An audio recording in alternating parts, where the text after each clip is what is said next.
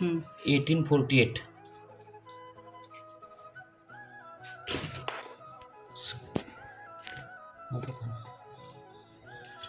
1848 1848 साल की इस मठ की परंपरा है। अभी जो ये समय है आप देख सकते हैं, ये समय एक निशानी है जो 1848 इस वर्ष में किसी भगत द्वारा तिमिरातुनी तेजाकडे ऐसे मराठी में एक कहावत है।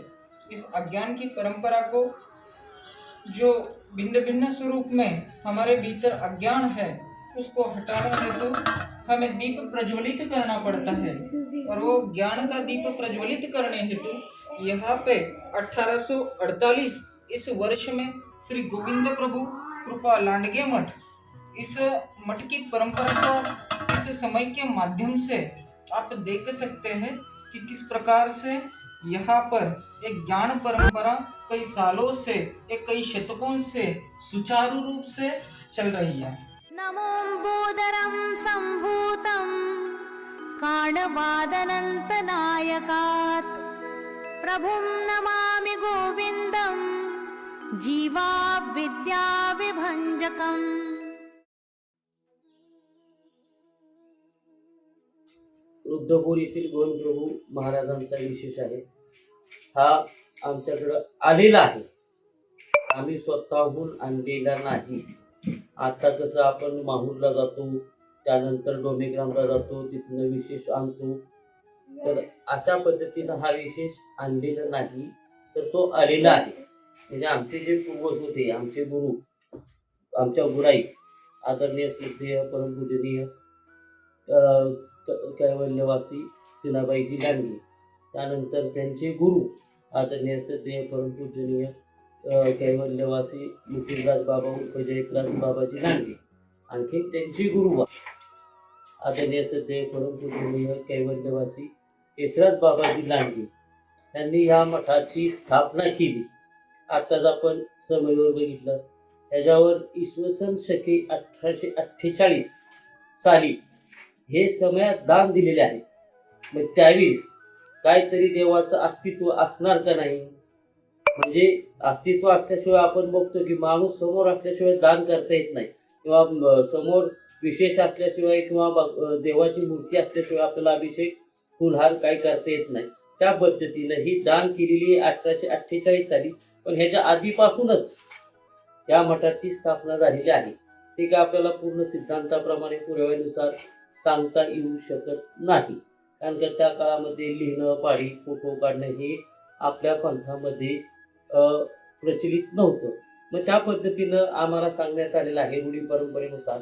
हा जो विशेष आहे, हा गोविंदप्रभूंचा विशेष हा रुद्रपूर येथील सावळापूर हे गाव आहे, तेथे एक म्हातारी, अन्य म्हातारी, जिने गुरुमंत्र घेतलेला नव्हता, अन्य म्हातारी, ती या विशेषाचा चटणी वाटायचा उपयोग करायची, त्याचा वापर करायचा।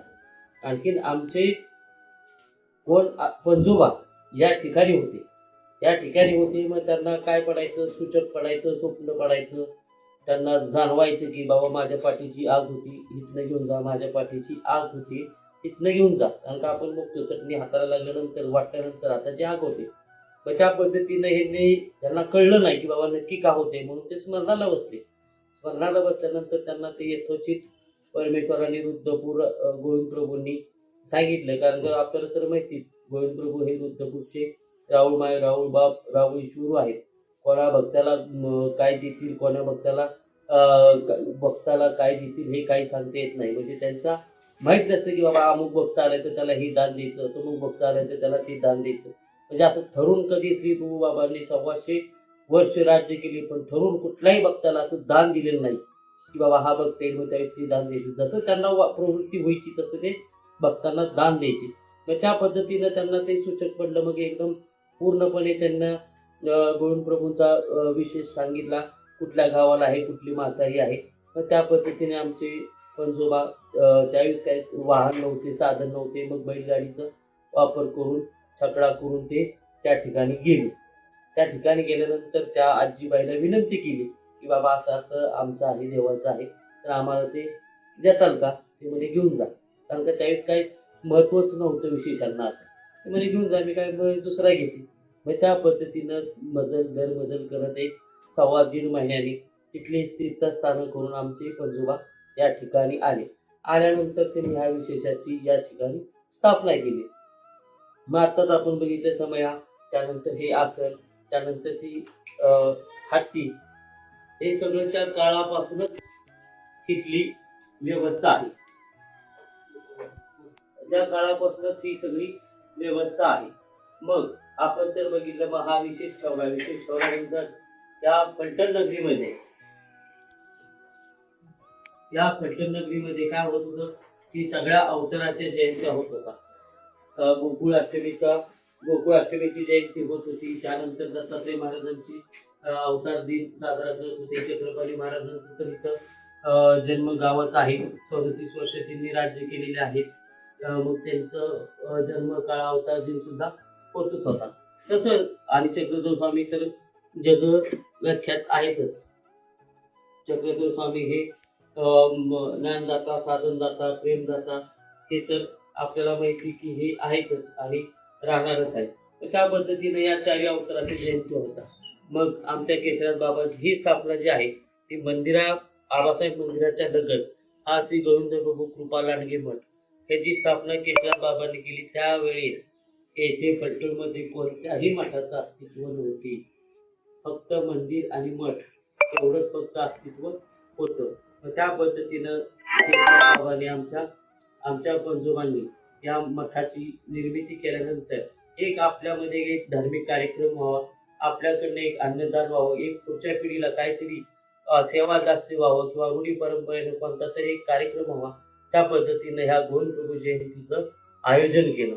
आयोजन केल्यानंतर काय केलं की इथला जो पुजारी समाज आहे, पुजारी समाजाला हाताला घेऊन, त्यानंतर आपले खेडेपाड्यातल्या जे भक्त त्यांनी खडतर परिश्रम घेऊन त्यांना आपला गुरुमंत्र, आपल्या धर्माचा प्रसार केलेला होता, त्यांना एकत्रित करून हा कार्यक्रम राबवायचा त्यांनी प्रयत्न केला आणि त्यांना त्याच्यामध्ये यश आलं. मग ते कार्यक्रम करताना पहिल्या काळामध्ये कसं होतं की रात्री गोविंद प्रभूंचा जन्मकाळ हा रुद्रपूरला असून रात्री 10 वाजताचाच असतो. मग त्यांनी काय केलं की बाबा कार्यक्रम करायच्या आधी सगळ्या इथल्या लोकांना, स्थानिक लोकांना, बाहेरच्या लोकांना जेवण, मग त्यानंतर जन्मकाळ, मग आरती, मग महाप्रसाद, म्हणजे एका दिवसामध्ये तो कार्यक्रम पूर्ण पार पडायचा. मग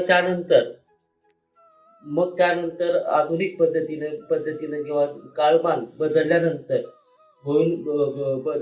केशराज बाबांनंतर त्यांचे शिष्य आदरणीय श्रद्धेय परमपूजनीय कैवल्यवासी जयत्राज बाबाजी लांडगे उर्फ मुकुंदास बाबाजी लांडगे हे या मठाचे मठाधिपती झाले, संचालक झाले, महंत झाले. मग त्यांच्या काळामध्ये हा जन्मकाळ करण्यात आला. मग त्याच्यामध्ये थोडीशी सुधारणा झाली. ती सुधारणा काय झाली की बाबा रात्री जन्मकाळ, आणखीन दुसऱ्या दिवशी पंगत.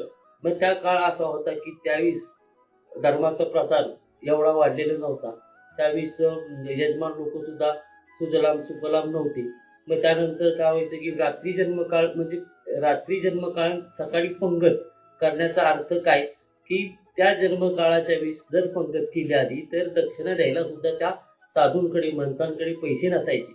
कारण का त्यावेळेस पैशाची किंमत नव्हती. फक्त दान क्रियेला किंवा त्यांच्या कार्यालाच फक्त किंमत होती. पैसा हा विषयच नव्हता. मग त्यानंतर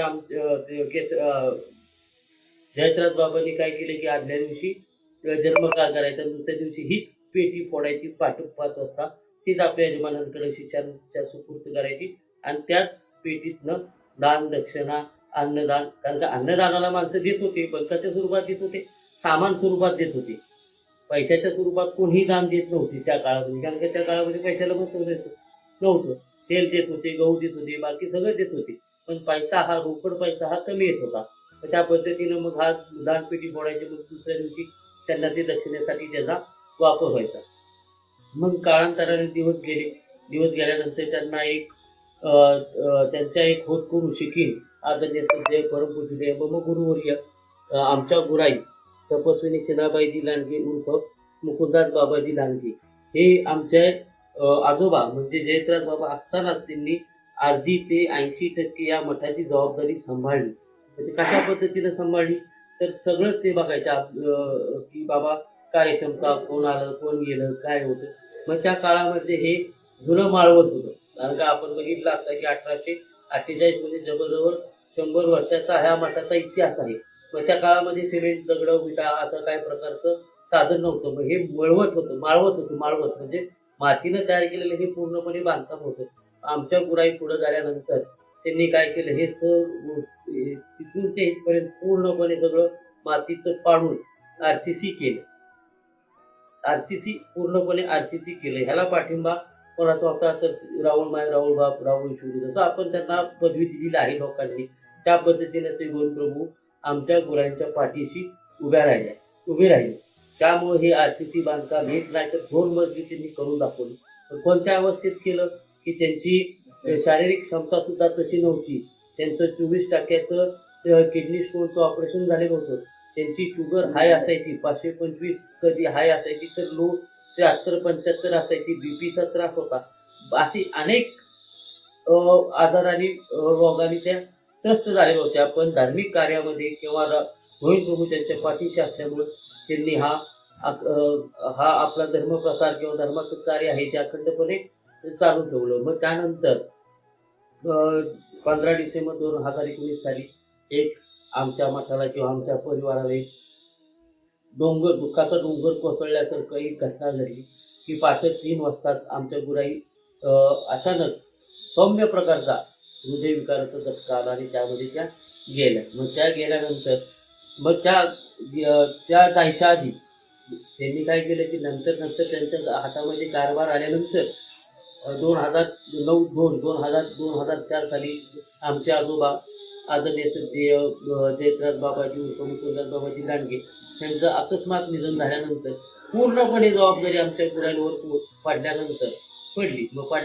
त्यांनी काय केलं, त्याच्यामध्ये सुधारणा केली की बाबा आपण काय करतोय, गोविंदप्रभू जयंती करतोय, अवतार करतोय, दुसऱ्या दिवशी खाऊ घालतोय, धर्मप्रसार ज्ञानाचा प्रसार आहे का त्याच्यामध्ये? नाही. म्हणून मग त्यांनी काय केलं की ते म्हणे की नाही, आता आपल्याला काय करायचं आहे की ज्ञानाचा थोडासा काहीतरी अंश बाबा आल्यानंतर लोकांना त्यांना श्रवण आणि त्यांचे कान पवित्र व्हावेत म्हणून त्यांनी काय केलं, 5 दिवस महिला व्याख्यानमाला आयोजित केली. ही आद्य गोविंद जयंतीच्या आधी श्री गोविंद प्रभू महिला व्याख्यानमाला ही पलटणमध्ये पहिल्याच दिवशी गोविंद प्रभू कृपा लांडगे मठामध्ये आमची गुराई आदरणीय सदैव परमपूजनीय सीनाबाईजी लांडगे उर्फ मुकुंदराज बाबाजी लांडगे यांनी चालू केली. मग त्यानंतर 5 व्याख्यानमाला झाले. त्यांनी बघितले की बाबा इथल्या पलटणच्या ना साधूंना त्याच्यामध्ये इंटरेस्ट, ना तपस्विनींना इंटरेस्ट, ना त्यांना आवड इच्छा, ना यजमान लोकांना आपला घरचं काम करून ऐकण्याची इच्छा.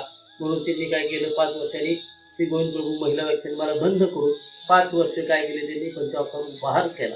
अशा पद्धतीनं 10 वर्ष त्यांनी आपल्या काळामध्ये एवढं धार्मिक कार्य किंवा गोविंद प्रभू जयंती निमित्त एवढं धार्मिक कार्य त्यांनी केलं. मग त्यानंतर काय झालं की 15 डिसेंबर 2019 साली पहाटे त्यांना अचानक हृदयविकाराचा झटका आला आणि त्यामध्ये ते गेल्या. आणखी 23 डिसेंबर 2019 साली त्या पीठावर किंवा या मठाच्या संचालकावर आदरणीय माझी निवड झाली. त्या पद्धतीने त्यांनी पूर्वजांनी हा दिलेला वारसा आहे तो मी चालवायचा प्रयत्न करणार आहे किंवा करतो आहे. त्याला श्री गोविंद प्रभू माझ्या पाठीशी उभं राहून यश द्यावे अशी मी त्यांच्या ठिकाणी विनंती करतो आणि नम्रपणाने माझ्या लांबलेल्या भाषणाला पूर्ण विराम देतो. दंडवत प्रणाम.